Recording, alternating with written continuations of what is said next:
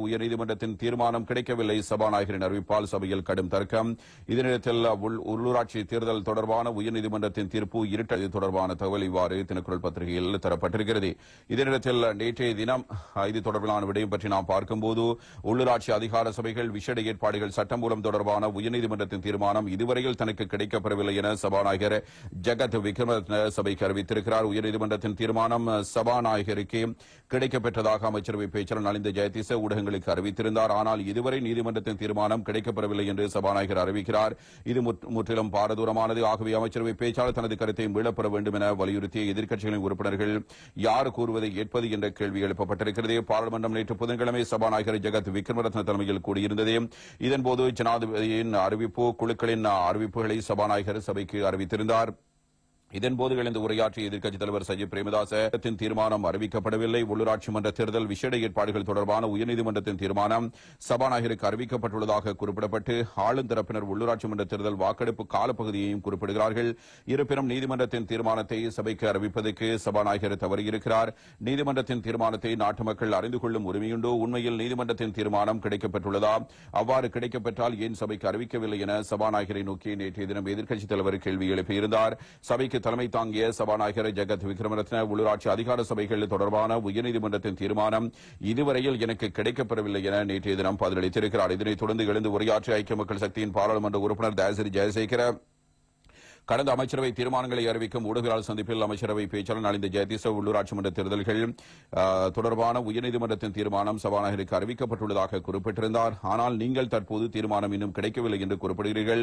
உள்ளூராட்சி அதிகார சபைகள் தொடர்பான சட்டமூலத்தை உயர்நீதிமன்றம் கடந்த வெள்ளிக்கிழமை விசாரணைக்கு எடுத்துக் கொண்டது. ஆனால் அமைச்சரவை பேச்சாளர் கடந்த செவ்வாய்க்கிழமை ஊடக சந்திப்பில் நீதிமன்றத்தின் தீர்மானம் கிடைக்கப்பெற்றுள்ளதாக குறிப்பிட்டார். ஆகவே நீதிமன்ற செயற்பாடுகளை தெரிந்து கொண்டு பேசுங்கள். அமைச்சரவை பேச்சாளர் ஏன் அவ்வாறு குறிப்பிட்டார்? எது உண்மை என்பதை குறிப்பிடுங்கள் என்பதாக அவர் ஒரு கருத்தினை முன்வைக்க இதற்கெழுந்து பதிலளித்த ஆளும் தரப்பின் பிரதம கொறடாவான நலிந்த ஜெயதிச உயர்நீதிமன்றத்தின் தீர்மானம் கிடைக்கப்பெறவில்லை என்று சபாநாயகர் தற்போது சபைக்கு அறிவித்தார். ஆகவே அதனை ஏற்றுக்கொள்ள வேண்டும் என்று அவர் குறிப்பிட மீண்டும் எழுந்து உரையாற்றிய தயாசிரி ஜெயசேகர இவர் நலிந்த ஜெயதிசவை நோக்கி அமைச்சரவை பேச்சாளரும் ஆளும் தரப்பின் பிரதம கொறடா அமைச்சர் என்ற பதவியில் இருந்து கொண்டு இவ்வாறு பொறுப்பற்ற வகையில் கருத்துரைக்க கூடாது. நீதிமன்றத்தின் அறிவிப்பு கிடைக்காத நிலையில் எவ்வாறு கிடைத்ததாக குறிப்பிட முடியும்? இது முற்றிலும் தவறானது. அமைச்சரவை பேச்சாளர் தான் குறிப்பிட்ட பொய்யை மீளப்பெற வேண்டும் என்பதாக அவர் குறிப்பிட்டிருந்ததோடு இதனைத் தொடர்ந்து எழுந்து உரையாற்றிய எதிர்க்கட்சித் தலைவர் சஜித் பிரேமதாச நீதிமன்றத்தில் விசாரணைக்கு உட்படுத்தப்படும் சட்டமூலம் தொடர்பான வியாக்கியானம் சபாநாயகருக்கு அறிவிக்கப்படும். சபாநாயகர் சபைக்கு அறிவிப்பார். ஆனால் இவ்விடயத்தில் அவ்வாறு இடம்பெறவில்லை. சபாநாயகரின் சிறப்புரிமையும் 225 உறுப்பினர்களின் சிறப்புரிமையும் இங்கு மீறப்பட்டிருக்கிறது.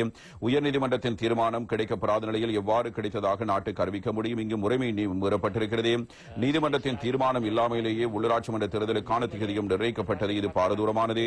இதனைத் தொடர்ந்து எழுந்து உரையாற்றிய சபை முதல்வர் பிமல் ரத்நாயக்க உள்ளூராட்சி மன்ற தேர்தல் தொடர்பில் உயர்நீதிமன்றத்தின் தீர்மானம் எதிர்வரும் 14ஆம் தேதி கிடைக்கப்பெற்றால் 2ஆம் வாசிப்பை தொடர்ந்து எதிர்வரும் ஏப்ரல் மாதம் இறுதி காலப்பகுதியில் உள்ளூராட்சி மன்ற தேர்தலை நடத்த முடியும் என்று குறிப்பிட்டோம்.